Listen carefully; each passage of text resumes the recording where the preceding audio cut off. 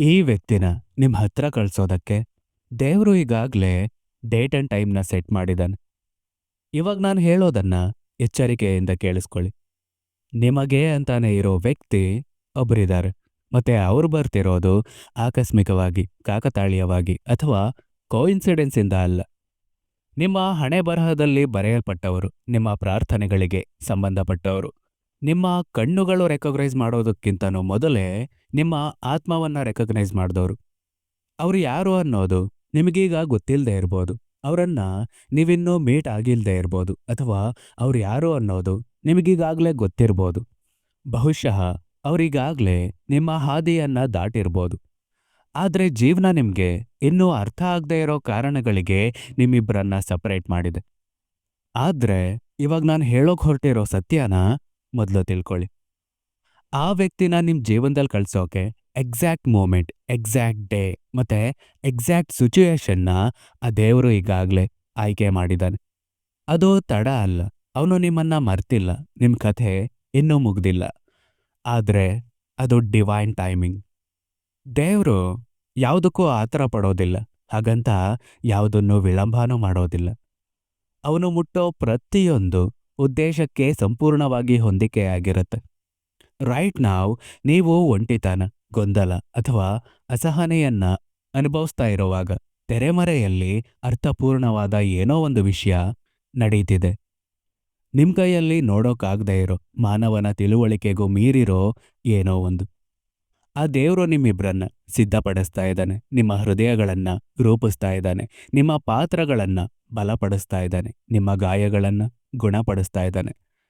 ಮತ್ತೆ ಆ ಆಶೀರ್ವಾದ ನಿಮ್ಮ ಹತ್ರ ಫೈನಲಿ ಬಂದಾಗ ಅದನ್ನ ಹಿಡ್ದಿಟ್ಕೊಳ್ಳೋದಕ್ಕೆ, ನಿಮ್ಮನ್ನ ಸಮರ್ಥರನ್ನಾಗಿ ಮಾಡೋ ಪಾಠಗಳನ್ನ ನಿಮ್ಗೆ ಕಲಿಸ್ತಿದ್ದಾನೆ. ಯಾಕಂದ್ರೆ ನಿಜವಾದ ಆತ್ಮದ ಮಟ್ಟದ ಪ್ರೀತಿನ ಮೈಕ್ರೋವೇವಿಂದ ಅಲ್ಲ, ಅದನ್ನ ನಂಬಿಕೆ, ತಾಳ್ಮೆ, ಬೆಳವಣಿಗೆ ಮತ್ತೆ ದೈವಿಕ ಸಮಯದ ಜೊತೆ ನಿಧಾನವಾಗಿ ಬೇಯಿಸಲಾಗುತ್ತೆ. ನೀವು ನಿರಾಶೆಯಿಂದ ಕಾಯ್ತಿಲ್ಲ, ಪ್ರಿಪರೇಷನ್ನಿಂದ ಕಾಯ್ತಿದ್ದೀರ. ಮತ್ತೆ ಈ ಜಗತ್ತಲ್ಲಿ ಎಲ್ಲೋ ಒಂದು ಕಡೆ ಆ ವ್ಯಕ್ತಿ ಅವ್ರದ್ದೇ ಆದ ಪ್ರಾಸೆಸ್ ಮೂಲಕ ನಡೀತಿದ್ದಾರೆ, ಕಲಿತಿದ್ದಾರೆ, ಹೀಲ್ ಆಗ್ತಿದ್ದಾರೆ, ಮೆಚೂರ್ ಆಗ್ತಿದ್ದಾರೆ. ಮತ್ತೆ ನಿಮ್ಗೆ ಡಿಸರ್ವ್ ಆಗೋ ರೀತಿ ಬೆಟರ್ ವರ್ಷನ್ ಆಗಿ ತಯಾರಾಗ್ತಿದ್ದಾರೆ. ನೀವಿನ್ನೂ ಅವರನ್ನ ಭೇಟಿಯಾಗದೇ ಇರೋದಕ್ಕೆ ಒಂದು ಕಾರಣ ಇದೆ. ಅವರನ್ನ ಮತ್ತೆ ಸಂಪರ್ಕ ಮಾಡೋಕ್ಕಾಗದೇ ಇರೋದಕ್ಕೆ ಒಂದು ಕಾರಣ ಇದೆ. ಇದು ಟೈಮ್ ತಗೋತಿರೋದಕ್ಕೂ ಒಂದು ಕಾರಣ ಇದೆ. ಆ ದೇವರು ಅವರನ್ನ ಮಾತ್ರ ನಿಮಗೋಸ್ಕರ ಪ್ರಿಪೇರ್ ಮಾಡ್ತಿಲ್ಲ, ಅವರಿಗೋಸ್ಕರ ನಿಮ್ಮನ್ನು ಕೂಡ ಪ್ರಿಪೇರ್ ಮಾಡ್ತಿದ್ದಾನೆ. ಯಾಕಂದ್ರೆ ಅವನು ನಿಮ್ಮ ಆತ್ಮಕ್ಕಾಗಿ ಆರಿಸಿಕೊಂಡ ವ್ಯಕ್ತಿ ನಿಮ್ಮಲ್ಲಿರೋ ಎಂಟಿನೆಸ್ನ ತುಂಬೋಕ್ ಬರ್ತಿಲ್ಲ, ಕಂಪ್ಲೀಟ್ನೆಸ್ನ ಸೇರೋಕ್ ಬರ್ತಿದ್ದಾರೆ. ಅವರು ನಿಮ್ಮ ಒಂಟಿತನವನ್ನ ಗುಣಪಡಿಸೋದಕ್ಕೋಸ್ಕರ ಬರ್ತಿಲ್ಲ. ಅವರು ನಿಮ್ಮ ಸ್ಟ್ರೆಂತ್ನ ಪಕ್ಕದಲ್ಲೇ ನಡೆಯೋದಕ್ಕೋಸ್ಕರ ಬರ್ತಿದ್ದಾರೆ. ನಿಮ್ಮಲ್ಲಿ ಬ್ರೇಕ್ ಆಗಿರೋದನ್ನ ಸರಿಪಡಿಸೋದಕ್ಕೋಸ್ಕರ ಬರ್ತಿಲ್ಲ. ಅವರು ನಿಮ್ಮ ಗುಣಮುಖವಾದ ಆತ್ಮದ ಜೊತೆ ಭವಿಷ್ಯವನ್ನ ನಿರ್ಮಿಸೋದಕ್ಕೆ ಬರ್ತಿದ್ದಾರೆ. ಈ ದೈವಿಕ ಆಶೀರ್ವಾದವನ್ನ ಪಡೆಯೋಕೆ ನೀವು ಸಿದ್ಧರಾಗಬೇಕು. ಯಾಕಂದ್ರೆ ಇನ್ನೂ ಕೂಡ ಹಳೆಯ ನೋವಿನ ಮೂಲಕವೇ ಪ್ರೀತಿಯನ್ನ ನೋಡೋ ಹೃದಯಕ್ಕೆ ದೇವರು ಯಾವತ್ತಿಗೂ ಅತ್ಯುತ್ತಮವಾದದನ್ನ ಕೊಡೋದಿಲ್ಲ. The waiting season is not punishment. Waiting is not punishment.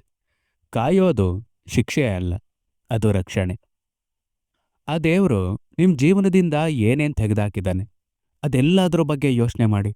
ಬಿಟ್ಟೋಗಿರೋ ಜನಗಳು, ಕೆಲಸಕ್ಕೆ ಬಾರದೇ ಇರೋ ಸಂಬಂಧಗಳು, ಕುಸಿದ ಸಂಪರ್ಕಗಳು, ಫೇಲ್ ಆದ ಪ್ಲ್ಯಾನ್ಸ್. ಆ ಟೈಮಲ್ಲಿ ನೀವು ಹರ್ಟ್ ಆಗಿದ್ರಿ, ದೇವರನ್ನ ಪ್ರಶ್ನೆ ಮಾಡಿದ್ರಿ, ಅತ್ರಿ ಮತ್ತೆ ಕೇಳಿದ್ರಿ, ನಾನೇ ಯಾಕೆ, ಈಗಲೇ ಯಾಕೆ, ಇದೇ ಯಾಕೆ ಅಂತ. ಆದರೆ ಒಂದು ದಿನ ನಿಮ್ಗೆ ಅರ್ಥ ಆಗುತ್ತೆ, ಅವನ ಆ ರೀತಿ ಮಾಡಿದ್ದು ನನ್ನೊಳ್ಳೇದಕ್ಕೋಸ್ಕರನೇ ಆಗಿತ್ತು ಅಂತ. ನೀವು ಯಾರಿಗೋಸ್ಕರ ಹತ್ತಿದ್ರೋ ಅವರು ಇನ್ಮುಂದೆ ನಿಮ್ಮ ಜೀವನದ ಭಾಗ ಆಗಿಲ್ಲ ಅನ್ನೋದಕ್ಕೆ ನೀವು ಫೈನಲಿ ಕೃತಜ್ಞರಾಗ್ತೀರ. ಅವ್ರು ಕೆಟ್ಟವರಾಗಿದ್ರಿಂದ ಅಲ್ಲ, ಅವರು ನಿಮ್ಮ ಉದ್ದೇಶ, ನಿಮ್ಮ ಕರೆ, ನಿಮ್ಮ ಡೆಸ್ಟಿನಿಗಳ ಜೊತೆ ಹೊಂದಾಣಿಕೆಯಾಗದೇ ಇರೋ ಕಾರಣಕ್ಕೆ. ಅವು ನಿಮ್ಮ ಮೆಟ್ಟಿಲುಗಳಾಗಿದ್ವು, ನಿಮ್ಮ ಡೆಸ್ಟಿನೇಷನ್ ಅಲ್ಲ. ನಿಮ್ಮನ್ನ ರಿಜೆಕ್ಟ್ ಮಾಡಲಾಗಿಲ್ಲ, ರೀಡೈರೆಕ್ಟ್ ಮಾಡಲಾಗಿದೆ. ಇದನ್ನ ಅರ್ಥ ಮಾಡ್ಕೊಳ್ಳಿ. ಕೆಲವೊಮ್ಮೆ ಅವರ ಉಪಸ್ಥಿತಿ ನಿಮ್ಮ ಭವಿಷ್ಯವನ್ನ ವಿಳಂಬಗೊಳಿಸುತ್ತೆ ಅನ್ನೋ ಕಾರಣಕ್ಕೆ ದೇವರು ಯಾರನ್ನಾದ್ರೂ ನಿಮ್ಮ ಲೈಫಿಂದ ತೆಗೆದಾಕ್ತಾನೆ. ಕೆಲವೊಮ್ಮೆ ಅವನು ಬಾಗಿಲುಗಳನ್ನು ಮುಚ್ತಾನೆ, ಯಾಕಂದ್ರೆ ಆ ಬಾಗಿಲುಗಳ ಹಿಂದೆ ಇರೋ ಕೋಣೆಗಳು ನಿಮ್ಮ ಕರೆಗೆ ತುಂಬಾ ಚಿಕ್ಕದಾಗಿರೋದ್ರಿಂದ. ಕೆಲವೊಮ್ಮೆ ಅವನು ನಿಮ್ಮ ಹಾರ್ಟ್ನ ಬ್ರೇಕ್ ಮಾಡ್ತಾನೆ. ಇದರಿಂದ ನಿಮ್ಮ ಆತ್ಮ ಕಡಿಮೆ ವಿಷಯಕ್ಕೆ ತೃಪ್ತಿ ಪಡೋದಿಲ್ಲ. ನೀವು ದುರದೃಷ್ಟವಂತರಲ್ಲ, ನೀವು ಆಯ್ಕೆಯಾಗಿದ್ದೀರ. ದೇವರು ನಿಮ್ಮನ್ನ ನಿರ್ಲಕ್ಷ್ಯ ಮಾಡ್ತಿಲ್ಲ, ಅವನು ನಿಮ್ಮನ್ನ ರಕ್ಷಣೆ ಮಾಡ್ತಿದ್ದಾನೆ. ದೇವರು ತಡ ಮಾಡ್ತಿಲ್ಲ, ಅವನು ನಿಮ್ಮನ್ನ ಸರಿಪಡಿಸ್ತಿದ್ದಾನೆ.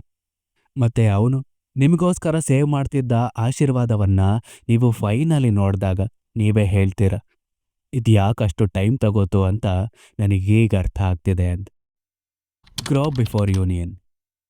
ಬೇರೆಯವರು ನಿಮಗ್ ಮಾಡೋಗಿರೋ ಗಾಯಗಳಿಂದ ನೀವಿನ್ನೂ ಹೀಲ್ ಆಗ್ತಿರೋವಾಗ ನೀವು ದೈವಿಕ ಸಂಗಾತಿಯನ್ನ ಭೇಟಿಯಾಗೋದಕ್ಕೆ ಸಾಧ್ಯ ಇಲ್ಲ. ಭಯ ನಿಮ್ಮ ಹೃದಯವನ್ನ ಒತ್ತೆಯಾಗಿಟ್ಕೊಂಡಿರೋವಾಗ ನೀವು ಆಳವಾಗಿ ಪ್ರೀತಿಸೋದಕ್ಕೆ ಸಾಧ್ಯ ಇಲ್ಲ. ಮುರಿದು ಬಿದ್ದಿರೋ ಅಡಿಪಾಯದ ಮೇಲೆ ನೀವು ರಾಜ್ಯವನ್ನ ಕಟ್ಟೋದಕ್ಕೆ ಸಾಧ್ಯ ಇಲ್ಲ. ಅದಕ್ಕಾಗಿನೇ ದೇವರು ನಿಮ್ಮ ಹೃದಯದ ಮೇಲೆ piece by piece, layer by layer, belief by belief ಕೆಲಸ ಮಾಡ್ತಿದ್ದಾನೆ. ಅವನು ನಿಮ್ಮಲ್ಲಿರೋ ಇನ್ಸೆಕ್ಯೂರಿಟೀಸ್ನ ರಿಮೂವ್ ಮಾಡ್ತಿದ್ದಾನೆ, ಭಯಗಳನ್ನ ನಂಬಿಕೆಯಿಂದ ಬದಲಾಯಿಸ್ತಾ ಇದ್ದಾನೆ.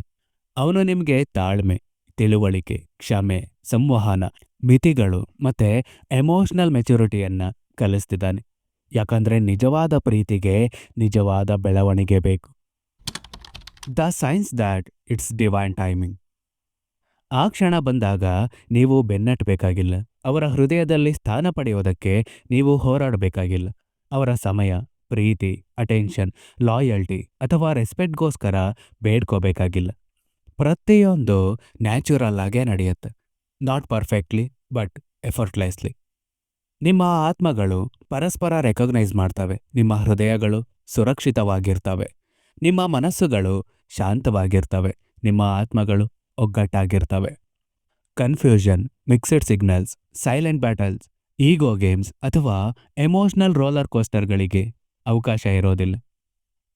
ಆ ಕನೆಕ್ಷನ್ ಅಬ್ಬಾ ಕೊನೆಗೂ ನಾನು ಮನೆಗೆ ಬಂದೆ ಅನ್ನೋ ರೀತಿ ಇರುತ್ತೆ. ಈ ವ್ಯಕ್ತಿ ಆರ್ಡಿನರಿ ಅಲ್ಲ. ದೇವರು ನಿಮಗೋಸ್ಕರ ಆಯ್ಕೆ ಮಾಡಿರೋ ವ್ಯಕ್ತಿ ಆರ್ಡಿನರಿ ಅಲ್ಲ. ಅವರ ಉಪಸ್ಥಿತಿ ಆತಂಕನಲ್ಲ, ಶಾಂತಿ ತರುತ್ತೆ. ಅವರ ಪ್ರೀತಿ ನೋವನ್ನಲ್ಲ, ಗುಣಪಡಿಸುವಿಕೆಯನ್ನ ತರುತ್ತೆ. ಅವರ ನಿಷ್ಠೆ ಸೆಕ್ಯೂರಿಟಿ ತರುತ್ತೆ, ಡೌಟ್ನಲ್ಲ.